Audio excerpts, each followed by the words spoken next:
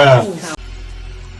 I want that booty, Tom. You can't have my booty. Oh, yeah, I can. The booty is mine. It belongs to me. You cannot take my booty. The booty is mine. What's up, guys? It's the Nightwing Way of Life Esports coming at you guys with another League of Legends video here today, talking about the Mid-Season Cup 2020 Day 2 Group B action. So, the story coming into this day is that you have a good majority of these teams are pretty much coin flip teams. IG has not been looking that good ever since they lost to Top and then lost to FPX in the playoffs of the LPL 2020 Spring Split. Then you also had GenG pretty much doing really well up until the point where they lost to T1 in the LCK 2020 Spring Split Finals. And then you also had DragonX, who also faltered at the last moment. Then you also have JDG, though despite winning the LPL 2020 Spring Split Finals, a lot of people did say they also had a really tough time doing it as well. So,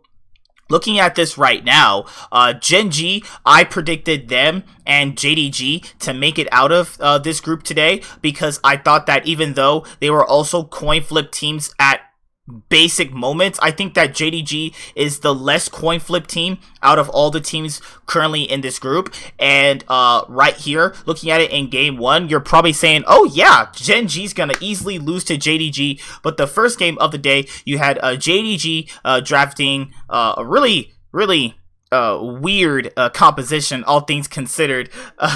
Coming into this game, I was thinking to myself, man, GenG have a real chance of winning this because I think that a lot of people do underestimate Clid, BDD, Ruler. They are a really strong bot side for the LCK standards overall. It's just that Rascal and Life make it a lot harder for them to win at most points. You had JDG drafting Orin, Trundle, TF, Misfortune, and Yumi. Obviously, Yagao took a page out of Faker's book yesterday by playing the TF. GenG take Camille, Kindred, Azir, Philios, and Nautilus. Philios and Nautilus seems to be a very common bot lane. It actually is really good if you actually play it. If you have a support partner, play a Philios Nautilus. You will win a good majority of all your games. Philios is broken if you leave him out for so long and he's able to just rank up items. It's just insane how much damage this guy actually racks up, over the course of a game if he's not like super far behind. But overall, the main point of this game is once BDD got that quadra kill, it was basically all over for JDG. I think that, seeing basically FPX and JDG lose their first games to the LCK just right off the bat, it lets me think that it is literally just some first game jitters. You haven't played in a little bit, you're trying to get your mojo back on stage. You have to play obviously different on stage than you do obviously in scrims, and it's also vice versa with a lot of teams as well, where they obviously have a different style of play when it comes to scrims and when it comes to obviously stage play. And we got to see that there's a difference between the stage play and the online play that we were accustomed to from the last split. So yeah, GenG easily finished off this game. It was literally almost a 10,000 gold lead, literally by 19 minutes, and yeah, GenG playing fast. I was like, what GenG am I looking at? GenG can play fast? Where was this BDD at in the finals where he got clapped by Faker? Apparently he just decides to turn it on against the winners of the LPL Spring Split. Okay, BDD, he apparently got his mojo back. Next game, you had DragonX obviously playing up against IG. JTH chose IG and DragonX to get out of the group, and I'm like, whoo, man, I got them both right. Holy crap. The Shy had a really bad day. I don't know if this was just a really bad day from him overall, or has he just fallen from grace this quickly into his career. IG take Lucian, Lee Sin, Syndra, Aphelios, and Yumi. DragonX take Wukong, Trundle, Zoe, Ezreal, and Senna. Now, this is actually Doran's best game all year so far. I know he's had some standout Aatrox games, but overall, he's looked pretty good on this game, all things considered.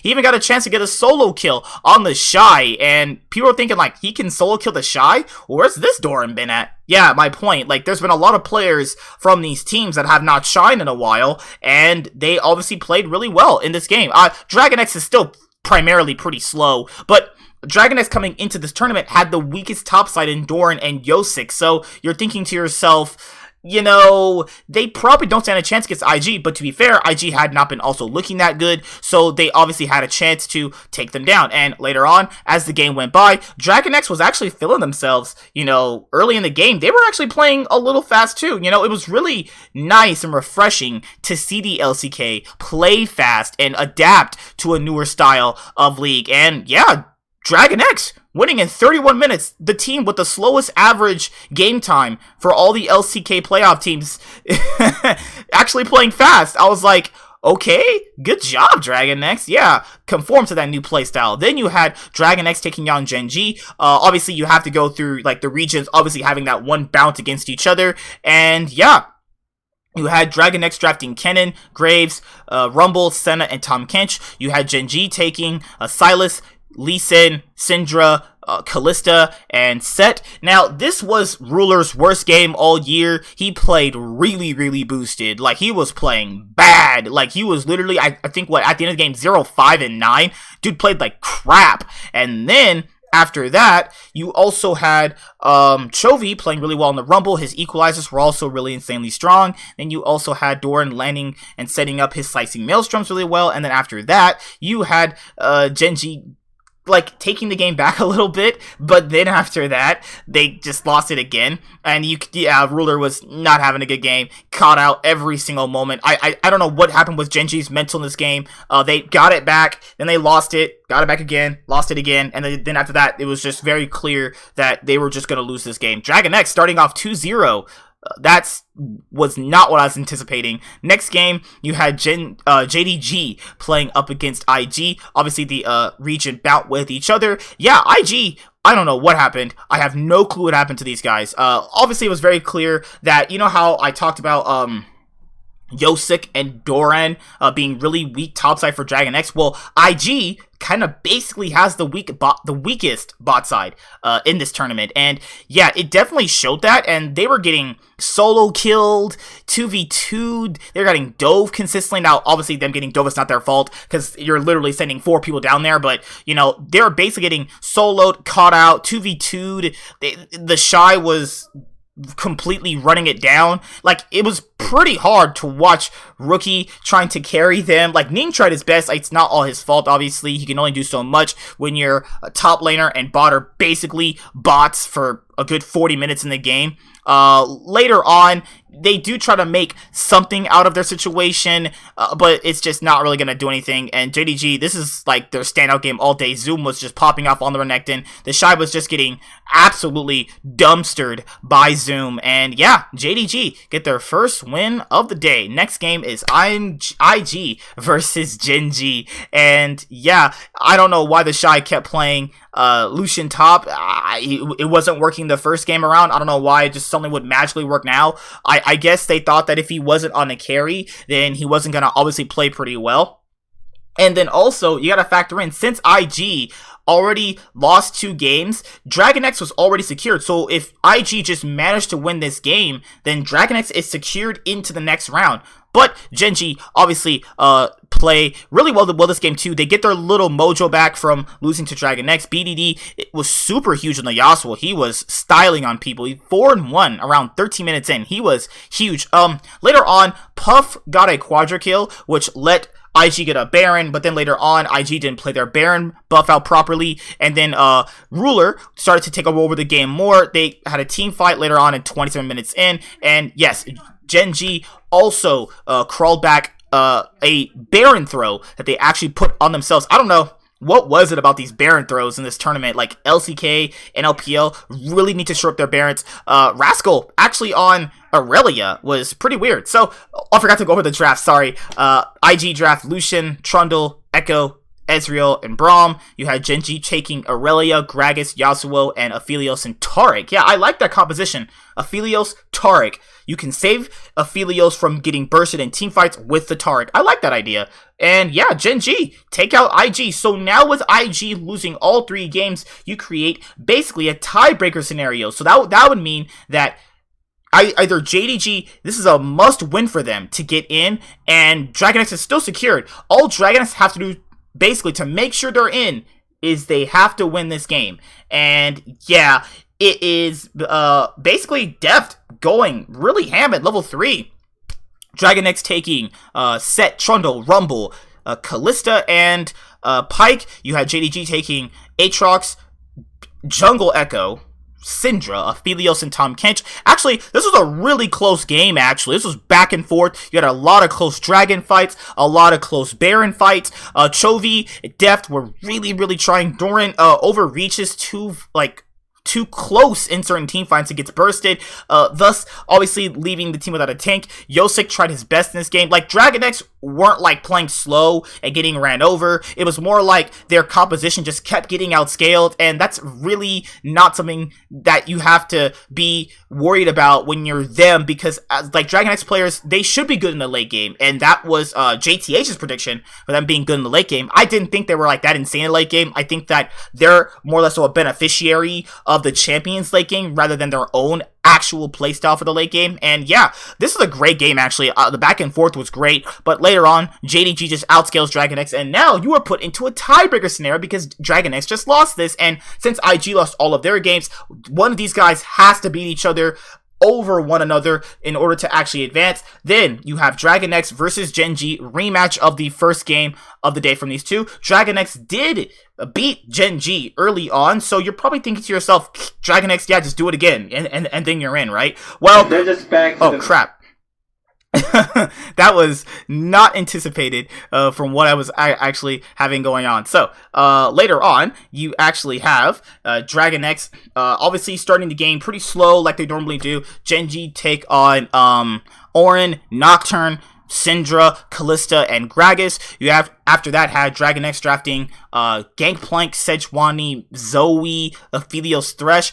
I guess they thought that playing safe in a composition like that would scale out, and since they literally just lost from being outscaled, they picked a scaling composition. But then BDD early on gets a solo kill onto Chovy, and then Clid taking a page out of Blabber's book, picking Nocturne, and I'm like, okay, I would like to see a Clid on some more Nocturne, but yeah, Rascal overreaching a little too early on, and he does also die. And then after that, you also had GenG really outscaling Dragon X in the early game because their composition comes on earlier than Dragon X's. And then, yeah, they're just diving. It's all GenG, baby. They got their mojo back. They're like, okay, we lost to Dragon X the first time. We shouldn't have probably lost to them. It's all us. We are going to be the LCK's last hope. My boys, GenG, get it in. You guys are going to make it to the knockout round. You guys are the team in. They played really well in the later half of the day. And now you have the last game of the day, which is Dragon X versus JDG.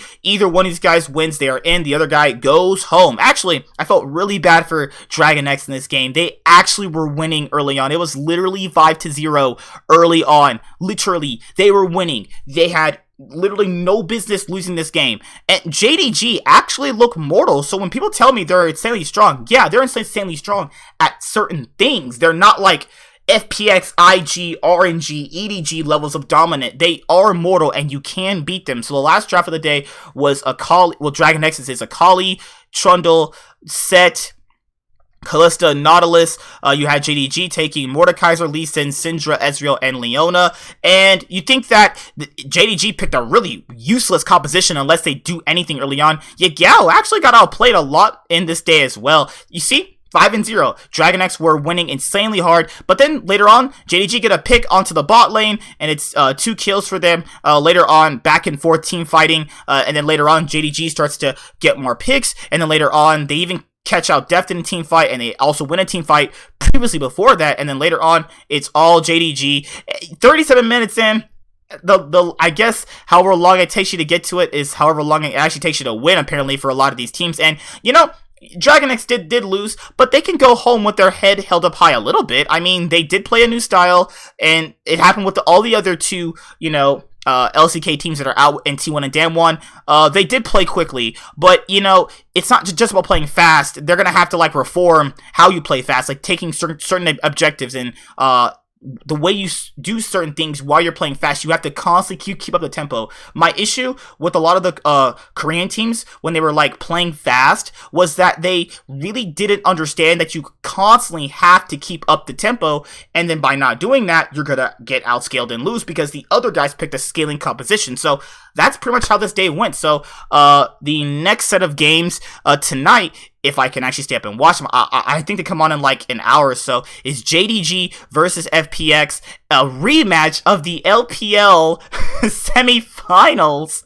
Oh my god, this is a rematch of the LPL 2020 Spring Split semifinals. This has been JDG has always beaten FPX. Like, they've always beaten them in playoffs. So if they could beat FPX again in playoffs, that's 3 playoffs in a row that they would lose. And then the next day, obviously, it's GenG versus Top. So obviously, I won't have time to make predictions for this right now, like in a separate video. But I'll say, since JDG always kind of beat FPX, you gotta go with JDG again. I think JDG can get to the finals.